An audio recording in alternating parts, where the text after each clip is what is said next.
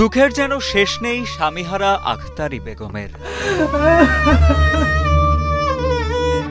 টিউমারে আক্রান্ত হয়ে গত ৩ মাস ধরে অসহ্য যন্ত্রণায় কাতরাচ্ছেন এই বৃদ্ধা। অল্প কিছু টাকার অভাবে আটকে আছে অপারেশন।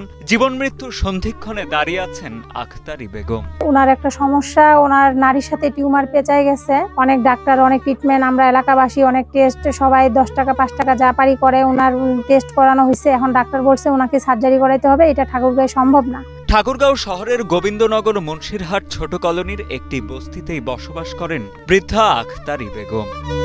অনেক আগেই হারিয়েছেন বাবা মাকে, 17 বছর আগে হারিয়েছেন জীবনসঙ্গী স্বামীকেও। একমাত্র ছেলে সবুজকে নিয়ে বস্তির ছোট্ট ঘরটিতেই কাটছে আখতারির মানবেতর জীবন। আমি দিন ঘুমাইতে পারি না, বুঝতে পারি না, কিছু খাইতে পারি না। আপনারা যা পারবেন আমাকে দিবেন। আমার দেখার মতন কেউ নাই। আমার একটা বাচ্চা, যেটাই পাই সেটাই করে আমার বাচ্চা। আমার 15-16 বছর হচ্ছে, মারা গেছে। আমার মা তো খুব সমস্যা, জটিল অবস্থা, অপারেশন করতে হবে। আমার বাবা নাই, আমার মাকে আমি একাই দেখি। টাকার অভাবে চিকিৎসা বন্ধ আছে, আমি একাই কুলাইতে পারি না। এখন যা যত পারবেন আমার মাকে একটু দেখবেন, একটু সাহায্য করবেন। প্রতিবেশীরা জানান স্থায়ী কোনো কাজ করেন না বৃদ্ধা আক্তারির ছেলে সবুজ। দিনমজুরের কাজ করে যৎসামান্য যা আয় হয় তা দিয়েই কোনো মতে খেয়ে না খেয়ে কাটে দিন।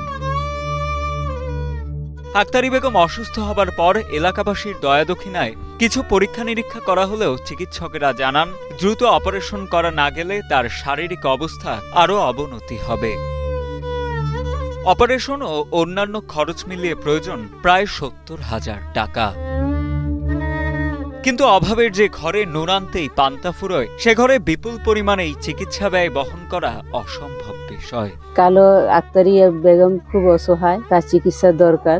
উনার চিকিৎসার টাকা পয়সার জন্য চিকিৎসার অভাবে সে বিছনায় পড়ে আছে। আপনারা যদি সবাই সহযোগিতা করেন তাহলে আল্লাহর মেহেরবানিতে উনি অনেক সুস্থ হইতে পারে।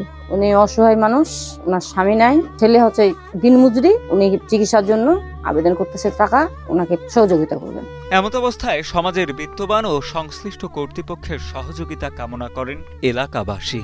সকলের সহযোগিতা পেলে সুস্থ হয়ে উঠবেন স্বামীহারা আখতারি বেগম, এমনটাই প্রত্যাশা সকলের।